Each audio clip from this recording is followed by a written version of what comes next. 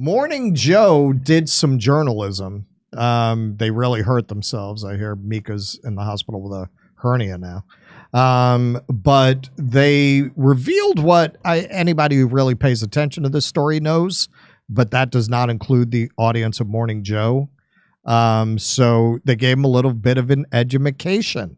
So Netanyahu bolstered Hamas. Did you know that? I bet our audience knows that.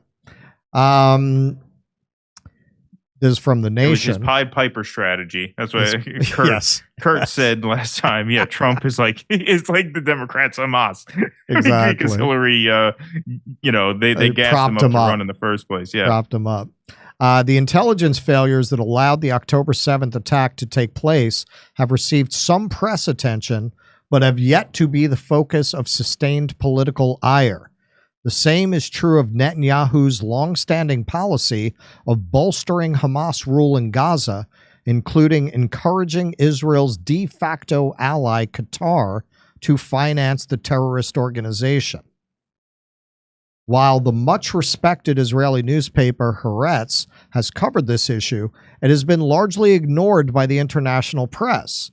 On Sunday, the New York Times gave new prominence to the long-standing Netanyahu-Hamas connection in a detailed and lengthy report. This was back in December, by the way. According to the newspaper, quote, just weeks before Hamas launched the deadly October 7th attacks on Israel, the head of Mossad arrived in Doha, Qatar, for a meeting with Qatari officials. For years, the Qatari government had been sending millions of dollars a month into the Gaza Strip, money that helped prop up the Hamas government there. Prime Minister Benjamin Netanyahu of Israel not only tolerated those payments, he had encouraged them. According to the Times, Israeli intelligence agencies traveled into Gaza with a Qatari official carrying suitcases filled with cash to disperse money. Understand, this was not Qatari money. This is Israel used Qatar as a go-between. Retired Israeli General Shlomo Bram described the logic of Netanyahu's position. Quote, one effective way to prevent a two-state solution is to divide between the Gaza Strip and the West Bank. So when you hear these Zionists tell you about how many times they've offered the Palestinians a state, it's total bullshit. They've occasionally made noises for the cameras, but this has been their actual policy behind the scenes.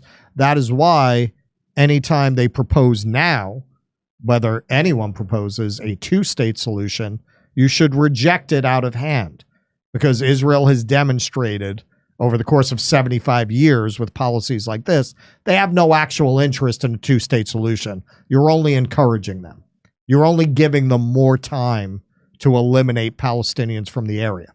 That's all they've ever used those conversations for, as a smokescreen for their actual agenda. Back to the article. If the extremist Hamas ruled Gaza, then the Palestinian Authority, a compromised comprador government with a tenuous hold on the West Bank, would be further weakened. This, according to Bram, would allow Netanyahu to say, I have no partner. And you'll hear that from Zionists all the time. We have no partner for peace. In 2015, Bezalel Smotrich, currently the finance minister in Netanyahu's government, summed up the strategy by stating, quote, the Palestinian Authority is a burden, Hamas is an asset. According to the Times, quote, as far back as December 2012, Mr. Netanyahu told the prominent Israeli journalist Dan Margalit that it was important to keep Hamas strong as a counterweight to the Palestinian Authority in the West Bank.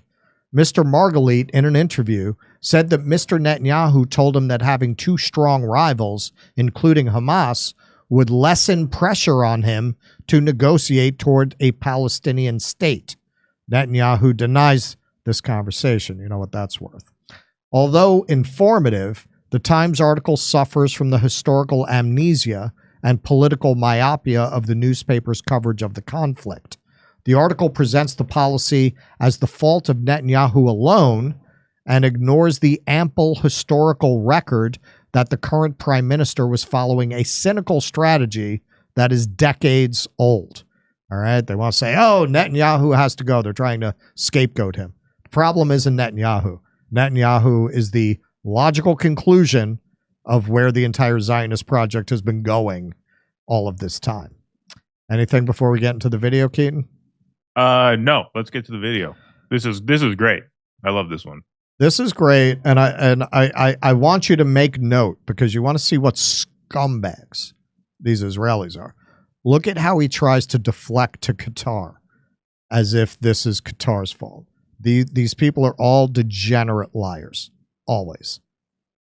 Yes, Qatar is a big enemy of Israel. They are, Mr. Mayor. Mayor, can I ask you a question? I'm so glad you brought that up. So I have always looked at Hamas as Nazis. They're terrorists. Have you always looked at Hamas as Nazis? Unfortunately, yes, and it was demonstrated October 7 what they do. Yeah, so you always have. Have most of the Israeli people always looked upon Hamas as Nazis? Well, you know, some of the people in Israel, because we seek peace, thought maybe one day they will prefer peace than war. October 7. What about Benjamin Netanyahu? What about him? Has he always looked upon Hamas as Nazis? Well, you're talking about Qatar or Hamas? Hamas. I think that everyone understands that Hamas's charter is to destroy Israel. And by the way, not only Israel. So you've always known this. I mean, yeah, we know the charter. Yes. So let me ask you this question, and I can't get an answer, and maybe we're just not covering it in the press. Maybe you can help me out. Why did Benjamin Netanyahu send the head of Mossad to Doha 3 weeks before the worst attack on Jews since the Holocaust and told Qatar to continue funding Hamas? I think, if anything, October 7 shattered that concept. And it's my understanding. But you just said you always knew they were Nazis. I always knew they were Nazis. I would never give. We were always angry that Qatar funded Hezbollah and Hamas. I want to know, why did Benjamin Netanyahu do that? Let me ask you this. Why did Benjamin Netanyahu and Donald Trump know in 2018 the sources of Hamas's illicit funding, and they still did nothing? They wanted that money to get to Hamas. I'd like to know why, because we don't know in America. Have there been any investigations in Israel at this point? I'm sure we'll investigate it, and I totally agree with you. That Qatar is a wolf in sheep's clothes. Look at this fucking scumbag. Look at this fucking scumbag. Has nothing to do with Qatar. Has nothing to do with Qatar. This is, if you've watched Mark Regev, if you've watched any of the other proxies for Israel, this is what they do. They just lie in any way that they think they can get away with. Any way they think they can get away with, because they have. They have for so long. They've been able to get away with this for so long. Anything, Keaton? Well, I mean, we did a segment on our show yesterday morning about a Morning Joe panel. Joe and Mika weren't around for that one, but a Morning Joe panel that basically just skewered Israel and skewered Biden for his weakness on this issue. And I said in that segment, the dam is broken now. It's broken, and you could see this now too. Right. Right. This is nothing Joe and Mika didn't know for the past 6 months. It's been pretty common knowledge. The story broke in December. Propped up Hamas. Yeah, exactly. I mean, this has been fairly common knowledge for a long time now. Now that Israel has lost the PR war, and now that MSNBC sees it as being in its own interest to pile on them, now you're going to see interviews like this. That's what I mean. The floodgates are open. There's just too much momentum going against them now. They're never going to be able to sort of patch this up, because now that you have more, I mean, once Joe and Mika, I mean, they were hosting Jonathan Greenblatt in January, bitching about the anti-Semitism on the campus rallies. I mean, they were lockstep with the whole program, and now they're doing this. Forget it. You can't reverse that. You can't turn that around. Agreed. And they're buying their way in. No. I must correct you. Benjamin Netanyahu was asked by the leaders of Qatar, do you want us, Qatar? to give money to Hamas? This was in September. And Netanyahu's representative said, yes, of course. You're feeding that wolf and you're telling that wolf to feed the Nazis in Gaza. So explain to me, because I really want to know, why was Benjamin Netanyahu and his government funding? They were allies with Qatar in the funding of Hamas. Why? I think it's a mistake. And it was uncovered October 7th. October 7th demonstrated that if you think you could buy quiet, peace, by funding Hamas, it's a huge mistake. And it's clear to me right now. Why did Benjamin Netanyahu, knowing that their charter said that they were to kill Jews and eradicate Israel, why would any leader of Israel work to fund that organization to the tune of hundreds of millions of dollars and work with Qatar to fund Hamas? I think that question should be asked, and we'll get an answer. We'll ask. When are we going to get the answer? Fine. We've been asking it for 6 months. When are we going to get the answer? At the end of the day, once we finish the war, hold on, stop. Can you pause for a channels- second? You assholes have not been asking it for 6 months. No. You just started this morning. You've been doing because now it's segments okay about to- anti-Semitism on college campuses. Yeah, you've been doing segments with fucking Jonathan Greenblatt about anti-Semitism for the last 6 months. You haven't been asking these things. That's why we're covering it now, because it's the first time that you guys have covered it, and it's newsworthy for that reason. And the second quick point, I know Joe keeps talking about Nazis, Hamas are Nazis, they're Nazis in Gaza. They're not Nazis. The Nazi on the screen is the guy in the purple tie. That's the Nazi. The IDF are Nazis. Netanyahu is a Nazi. These fucking scum of the earth, yeah, they are the Nazis. Now, I don't condone violence against ordinary people. I do not condone violence against civilians. So to the extent that that happened on October 7th, I obviously do not wish that kind of violence upon anybody. But they're not Nazis. They are a prison gang. They are a prison gang. And the people responsible for the creation of prison gangs are the wardens of the prison, and that's Israel. Yes, right down to funding this gang. Yes. As the segment focuses on. Yeah, I mean, it's one of those things. Like, in the end, it's Morning Joe. They gotta condemn Hamas, right? Of course, he's got to say that. And I understand, I mean, in this case, it has some actual, like, utility, because by painting them in such severe terms, he's able to more hammer down the point. Sure. You knew this. You've been saying this about them for all these years. So why are you running money to them? Yeah. Well, and you can see this guy has never gotten a hard question. Right. He just, yes, after the war. They're all just degenerate liars. All Zionists live with the assumption that the ends justify the means, because this land was given to them by God. You know, Elon Papi said it best. Most Israelis are secular, but they all believe God gave them Israel. Right. Yep. We'll rise and we'll deal with them. Right now, we're focused on winning the war. All right. So, well, that was the end. Okay. All right. So, because I had good instincts. Came in right at the right time. So the press is turning with their usual profile and courage manner. And this happens over and over in the news cycle. If you're somebody who pays attention to the media, they love to jump out in front of a parade. They love to take the moral position once there's no risk to taking that position.